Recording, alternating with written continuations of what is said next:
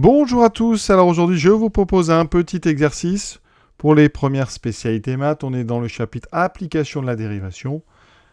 Ici on considère une fonction définie sur R, on vérifiera pourquoi. Et cette fonction c'est x carré plus 3x divisé par x carré plus 1. C'est ce qu'on appelle une fonction rationnelle, un quotient de deux polynômes. On va donc étudier ces variations en calculant la dérivée et en dressant son tableau de variation. Donc on est parti. Première question. Pourquoi est-ce que cette fonction est définie sur R et pourquoi est-ce qu'elle y est dérivable? Tout d'abord, y a-t-il un problème pour calculer f de x? Déjà, x carré plus 3x en haut, ça ne pose aucun problème, c'est un polynôme. X carré plus 1 non plus. Alors, le souci pourrait venir d'une division par 0. On sait que, pour tout x appartenant à R, on sait bien que x carré c'est supérieur ou égal à 0. Donc, quand vous rajoutez 1, x carré plus 1, c'est donc supérieur ou égal à 1. C'est au minimum égal à 1. Et donc, puisque c'est supérieur ou égal à 1, ça veut dire que x carré plus 1 est toujours différent de 0. C'est une façon de faire. Donc, effectivement, pas de valeur interdite. Autre méthode. On peut essayer résoudre. Donc, résoudre, on va mettre un verbe. Résolvons x carré plus 1 égale 0. Alors, pour ça, on pourrait passer évidemment par un delta. Certains vont essayer. Ce n'est pas du tout comme ça qu'il faudrait faire, mais regardez, si vous faites un discriminant, b carré moins 4ac, j'ai donc ici 0, 1, 1. J'obtiens moins 4, strictement négatif. Donc, on sait bien qu'un trinôme qui a un delta strictement négatif n'a pas de solution réelle à cette équation. D'accord? Donc, pas de valeur interdite. Alors, c'est beaucoup plus rapide, évidemment. Si vous passez par x carré plus 1 supérieur ou égal à 1, vous pouvez aussi, quand on fait x carré plus 1 égale 0, passer par x carré égale moins 1 et rappeler que chez les nombres réels, un carré ne peut pas faire moins 1. D'accord? Ça, c'est impossible. Mais voilà, je vous explique un petit peu de différentes façons. Mais évidemment, je crois que le mieux, peut-être quand je regarde tout ça, c'est de dire que x carré ne peut pas faire moins 1. Voilà. Pourquoi cette fonction est dérivable sur R? Alors déjà, vous voyez bien que sur R, f de x, c'est un quotient. C'est u de x sur v de x avec u de x qui sera donc x carré plus 3x, v de x qui sera x carré plus 1. U et v, c'est des fonctions du second degré, donc sont dérivables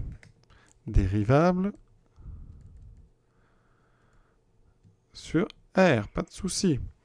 On sait que pour tout x réel, v de x est différent de 0. Et bien là, on a besoin de dériver d'un quotient. Un quotient u sur v est dérivable si u et v sont dérivables et si v ne s'annule jamais sur l'intervalle ou sur l'ensemble de définitions ici sur R, pas de souci. Donc, effectivement, ces deux choses-là, ça veut dire que f est dérivable sur R en tant que quotient. Voilà. Et donc, vous aurez le droit d'utiliser la formule qui dit que la dérivée d'un quotient u sur v, c'est u'v moins uv' sur v carré.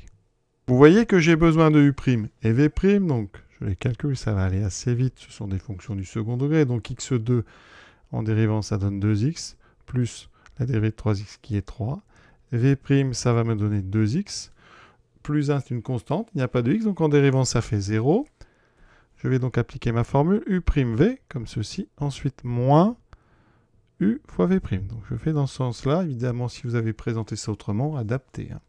Ça veut dire que sur R, donc pour tout x réel, bien f' de x, ça sera, on trace déjà ceci. Donc on va très doucement, vous mettez bien les parenthèses, 2x plus 3 fois x carré plus 1, moins uv', x carré plus 3 fois 2x, divisé par v carré, x carré plus 1 au carré. On n'y touche pas au-dessous. On va développer le numérateur, source d'erreur vraiment très importante. Au niveau du moins, vous allez développer, il y a un moins, donc vous allez voir ici, quand on va développer le moins, on va réouvrir des grandes parenthèses et on va faire d'abord le produit et on mettra le moins après, en deux étapes. Donc on commence d'abord par notre double distribution ici du 2x plus 3 du x carré plus 1. Donc très simple, hein, ça. Évidemment, vous devez savoir faire. Ça fait 2x cube plus 2x plus 3x2 plus 3. Ensuite, le moins pour l'instant, on le garde en mémoire. D'accord? Vous n'y touchez pas. On développe les deux autres. X carré, donc je vais mettre des petites flèches que vous voyez bien ce qui se passe. Donc x carré fois 2x, 3x fois 2x. J'obtiens x2 fois 2x, 2x cube, plus 3 fois 2, donc plus 6, x carré. Première étape. Et maintenant, deuxième étape, on va distribuer ce moins qu'on avait gardé ici. Et donc, ça va changer les deux signes ici. On obtient 2x cube plus 2x plus 3x2 plus 3 moins 2x cube moins 6x2. Ensuite, on va réduire. Alors, les cubes, regardez bien. J'en ai 2, moins 2, donc les cubes s'annulent. Les carrés, j'ai 3 et moins 6. D'accord? Moins 3. Donc ici, moins 3x2. Les x, j'en ai 2 ici, j'en ai pas d'autres. Donc plus 2x. Les constantes, mais j'en ai qu'une, c'est plus 3. Donc j'ai moins 3x de plus 2x, plus 3. Maintenant, on passe à l'étude de signe de cette dérivée. Alors, première remarque, je vous l'avais dit, pour tout x, x carré plus 1, c'était différent de 0. Donc, quand on le met au carré, on obtient un nombre strictement positif. Ça veut dire que f' est toujours du signe de son numérateur, moins 3x2 plus 2x plus 3. Voilà. Donc maintenant, on va étudier justement le signe de ce trinôme, moins 3x2 plus 2x plus 3. Alors, là, on n'a pas trop le choix, on va passer par le calcul du discriminant. A égale moins 3, B égale 2, C égale 3. Delta, B carré moins 4AC, donc 2 au carré, AC. Il faut aller très doucement. 4 plus 1 moins fois moins, ça fait plus. 3 fois 4, 12 fois 3, 36. J'obtiens 40. Donc, c'est strictement positif. Il y a deux racines. La première, x1, donc moins b, moins 2, moins racine carrée de 40 sur 2a. A, c'est moins 3, donc sur 2 fois moins 3, moins 6. Alors, première chose, on va peut-être simplifier notre racine de 40. Alors, racine de 40, 40, c'est 4 fois 10. Donc, on peut sortir le 4 sous forme d'un 2. Ça fait 2 racines carrées de 10. 10, on ne peut pas le sortir parce que c'est 2 fois 5. Donc, on ne peut rien faire. Ça veut dire qu'ici, en haut, on a donc moins 2 racines de 10 sur moins 6. Alors, ce qu'on peut faire, on va tout simplifier par moins 2. Mais je vais factoriser en haut par moins 2. J'obtiens 1 plus racine de 10. En bas, je factorise par moins 2, ça fait moins 2 fois 3, et on peut, vous voyez, simplifier. J'obtiens 1 plus racine carrée de 10 sur 3. Ça veut dire que ma deuxième racine, 1 moins racine de 10 sur 3. À la machine, on voit que x1 est à peu près égal à 1,4 et x2 à peu près égal à moins 0,72, donc moins 0,7. Alors, si vous voulez un peu plus de précision, vous rajoutez des chiffres. Vous pouvez même vérifier avec vos calculatrices, il y a des menus qui permettent de résoudre des équations du second degré. Alors nous, on passe maintenant au signe de ce trinôme. Alors, le tableau. Donc on est sur R, moins l'infini, plus l'infini. Les valeurs importantes pour le signe de ce trinôme, c'est donc x1 et x2. x1, 1,4. Je le mets ici. On ne met pas les valeurs rapprochées ici, vous mettez les noms, sinon on les formule entières. Et les valeurs exactes.